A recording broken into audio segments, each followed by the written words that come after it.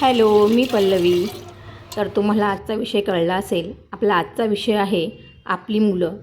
तर आपली मुलं जी 4 वर्षाची असतील किंवा 5 वर्षाची असतील किंवा त्याहीपेक्षा मोठी असतील, तुमचं ते ऐकत नसतील किंवा तुम्हाला त्यांचं वागणं समजत नसेल, तर ह्या 5 गोष्टी तुम्ही नक्की फॉलो करा.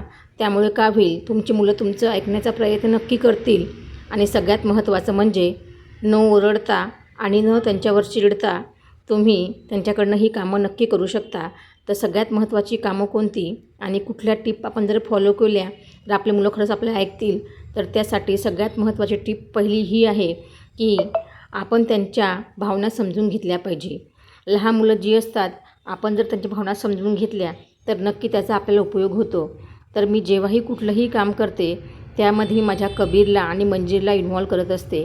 ते कसं काय, कारण की आपण कुठलंही काम करताना आपल्या घरामध्ये खूप सारे कामं असतात. घर आवरणं असते किंवा कणिक भिजवणं असते किंवा भरपूर अशी जी छोटी कामं असते किंवा दुकानामध्ये मला साफसफाई करायची असते, पुसपास करायची असते. तर मी छोटी कामामध्ये त्यांची मदत घेते. कारण त्यांना जर आपण लहानपणापासून जर सवय लावली तर त्यांना त्या सवयी लागतात. तर सगळ्यात महत्त्वाची गोष्ट ही की तुम्ही मुलांच्या भावना ऐका.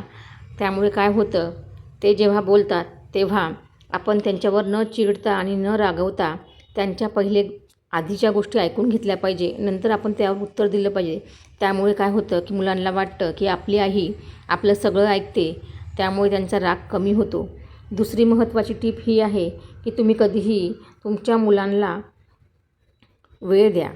कारण जेव्हाही तुम्ही त्यांना फक्त रोजचे 15-20 मिनटं वेळ द्याल तर मुलं खरंच कधीही हट्टी बनणार नाही. आणि सगळ्यात महत्त्वाची त्यांची स्क्रीन टाईम कमी होईल. म्हणजे ती मोबाईल असेल किंवा टी व्ही असेल तर त्यांचा तो वेळ कमी होतो.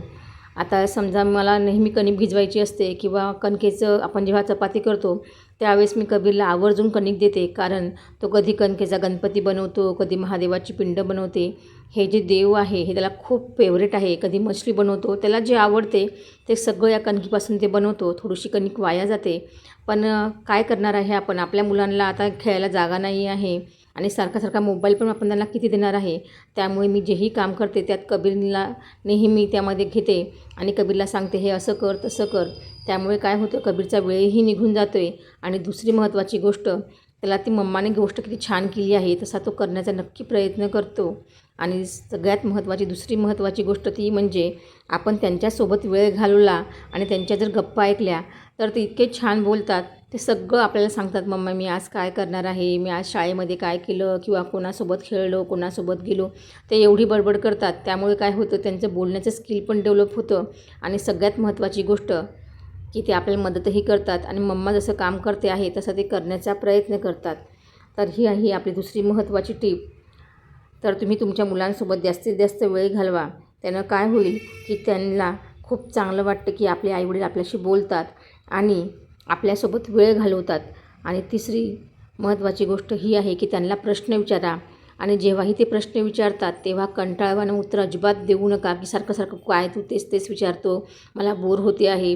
त्यांना जर असं आपण उत्तर दिलं तर ते आपल्यावर खूप चिडतात आणि त्यांना रागही येतो. त्यामुळे ते जेवढे प्रश्न विचारतील त्यांना तेवढे प्रश्न विचारू द्या. त्यामुळे काय होतं की मुलं आपल्या मम्मी पप्पासोबत खूप छान वागतात आणि त्यांना खूप मज्जाही येते. चौथी महत्त्वाची गोष्ट ती म्हणजे त्यांना जी गोष्ट वाटते तुम्ही त्यांना ती गोष्ट करू द्या. म्हणजे माझा कबीर जो आहे तो खूप पसारा घरामध्ये काढतो. म्हणजे घरामध्ये खूप घाण करून ठेवतो किंवा म्हणजे सारखं मुलांचं कसं असतं, या वयामध्ये घर बनवायचं, माझी बेडरूम बनवायची किंवा हे करायचं ते करायचं. आणि आपण जर त्यांना ओरडलं की तू पसारा करू नको, सारखं माझं काम वाढवून ठेवतो, तर मुलांच्या मनात एक घर होते की मम्मा मला काहीच करू देत नाही, माझी मम्मा माझ्यावर सारखी ओरडते. त्यामुळे काय होतं की आपण त्यांच्या नजरेमधून कमी होऊन जातो. तर यांना घर बनवायचं असेल किंवा खूप पसारा काढायचा असेल त्यांना तो काढू द्या आणि काढल्यानंतर तोच पसारा त्यांना उचलायला लावा. कारण की तुम्ही त्यांना जर सवयी लावल्या तरच त्या लागतात, नाहीतर त्या सवयी अजिबात त्यांना लागत नाही. त्यांच्याशी बोलण्याचा प्रयत्न करा, गोडीने बोला. आणि ओरडून कुठलीही गोष्ट होत नाही आणि मारून तर अजिबात होत नाही. त्यामुळे मुलांना आपला खूप राग येतो. त्यामुळे तुम्ही त्यांचं छोट्या गोष्टीमध्ये कौतुक करा आणि जेही ते काम करतील त्या गोष्टी म्हणजे पसारा काढल्यानंतर त्यांना ते स्वतःच उचलायला लावा. आणि पाचवी महत्त्वाची गोष्ट ती म्हणजे त्यांचं कुठलंही काम करताना कौतुक करा. त्यांनाच नेहमी सांगा, तू किती छान काम करत आहे आणि हे काम केल्यानंतर तुला नक्की जमेल. त्यामुळे काय होतं की मुलांचं म्हणजे स्वतःबद्दल प्रेम वाढतं. म्हणजे ते कसं, तर ते स्वतःला असं वाटतं की खरंच आपणही आपल्या मम्मीसारखं काम करू शकतो आणि आपल्याला खूप चांगलं काम जमते. त्यामुळे ते काय होतं की मुलं ते काम करण्याचा खूप बारकाईने चांगला प्रयत्न करतात. जेव्हाही कबीर कुठलंही काम करतो त्याला मी प्रोत्साहन देते की हे असं नाही करायचं, तसं करायचं. त्यामुळे काय होतं, ते काम तो अजून चांगलं करण्याचा प्रयत्न करतो आणि त्याला खूप भारी वाटतं जेव्हा ते काम त्यांना जमतं. तर तुम्ही प्रत्येक वेळेस मुलांना न चिडता, न रागवता त्यांना जे हवं ते काम नक्की करू द्या. त्यामुळे काय होईल, त्यांनाही खूप चांगलं वाटतं आणि भारी वाटतं. त्यामुळे तुम्हाला मुलांना कुठलंही स्किल शिकवायची स्पेशल गरज पडत नाही. कामात काम करताना तुम्ही त्यांना ते शिकवू शकता. जेव्हाही मी स्टुडिओमध्ये काम करते तर कबीरला असं काही पण देऊन देते खेळायला, जेणेकरून माझंही काम होतं आणि त्याचंही काम होतं. त्यामुळे तो खूप खुश राहतो की चला मला खूप छान फूल जमलं. म्हणजे कुठलंही काम असो तो खूप छान करण्याचा प्रयत्न करतो. आणि जेव्हाही मला कणिक भरायची असते तेव्हा कबीर अशी कणिक भरण्याचा प्रयत्न करतो. त्याच्या डब्यामध्ये त्याला मी नेहमी सांगते की ती सांडली नाही पाहिजे, ते व्यवस्थित भर. त्यामुळे काय होतं, त्याच्यामध्ये काम करण्याच्या एक व्यवस्थित स्किल निर्माण होते आणि तो खूप छान काम करण्याचा प्रयत्न करतो. तर तुम्ही मुलांसाठी या छोट्या ट्रिक वापरा.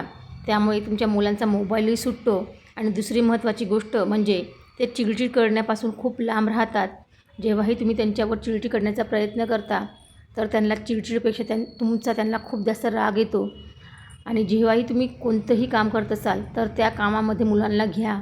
ते सांडतील थोडंसं किंवा फेकून देतील, पण ते त्यांचं वयच आहे. त्यांच्यावर न चिडता, न रागवता जर तुम्ही अशा छोट्या गोष्टी जर त्यांना करू दिल्या तर काय होतं की मुलं लहानपणापासूनच आईला मदत करण्यात खूप तत्पर असतात. कारण की माझी जी मुलगी आहे मंजिरी, बऱ्याच वेळा तुम्ही तिला व्हिडिओमध्ये पाहिलं असेल, ती फक्त 12 वर्षाची आहे पण ती काम इतकी छान करते. कारण की मी तिला लहानपणापासून सवयी लावल्या होत्या कुठलंही काम व्यवस्थित करण्याचा. आणि आता कबीर पण तिची पाहून खूप छान कामं करायला लागला आहे. म्हणजे आईला मदत करणं हे त्यांना खूप आवडीचं काम झालं आहे. तर त्यामुळे दोघे पण बहीण भाऊ मला नेहमी कामामध्ये मदत करतात. एकाने पाणी सांडलं तर दुसरा पुसतो आणि दुसऱ्याने गॅसचा ओटा खराब केला तर ते दुसरा क्लीन करतो. ते अशी दोघी माझे छान मुलं आहेत. त्यांना मी आतापर्यंत न मारता कधीही मी त्या दोघांना कधीही मारत नाही, ओरडत नाही. त्यामुळे मुलांचा माइंड जो आहे तो क्रिएटिव्ह पण होतो आणि सगळ्यात महत्त्वाचं आपल्याला समाधान होतं की आपली दोघी पण मुलं खूप ऐकतात. त्यामुळे काय होतं की तुम्हाला पण समाधान राहतं आणि तुमची पण चिडचिड होत नाही आणि तुमचं पण कामामध्ये मन लागतं. आणि बऱ्याच वेळा असं होतं की माझी मंजिरी मी घरी नसताना बऱ्याच वेळा मला नाश्ता आणून देते किंवा चहा करून देते. हे कशामुळे, तर तिला वाटतं की आपली आई नेहमी बाहेर काम करते तर ती मला नेहमी मदत करते आणि तिचं पाहून कबीर पण तिला हेल्प करण्याचा नेहमी प्रयत्न करतो. आणि दोघंही घरामध्ये जेवढा पसारा काढतात तेवढा ते स्वतःच आवरून काढतात. माझी कधीही वाट बघत नाही. त्यामुळे तुम्ही तुमच्या मुलांना हवं ते काम करू द्या आणि त्यांना ते शिकवा, ते कसं उचलायचं, कसं मॅनेज करायचं. आणि ह्या सवयी ज्या असतात ह्या मुलांना लहानपणीच लागतात. त्यामुळे तुम्ही न ओरडता, न चिडता ह्या गोष्टी त्यांना जर शिकवल्या तर खरंच तुमची ही मुलं तुमचं नक्की ऐकतील. तर अशाच नवीन व्हिडिओसाठी मला नक्की फॉलो करा आणि माझ्या पेजला सबस्क्राईब करा. तोपर्यंत बाय.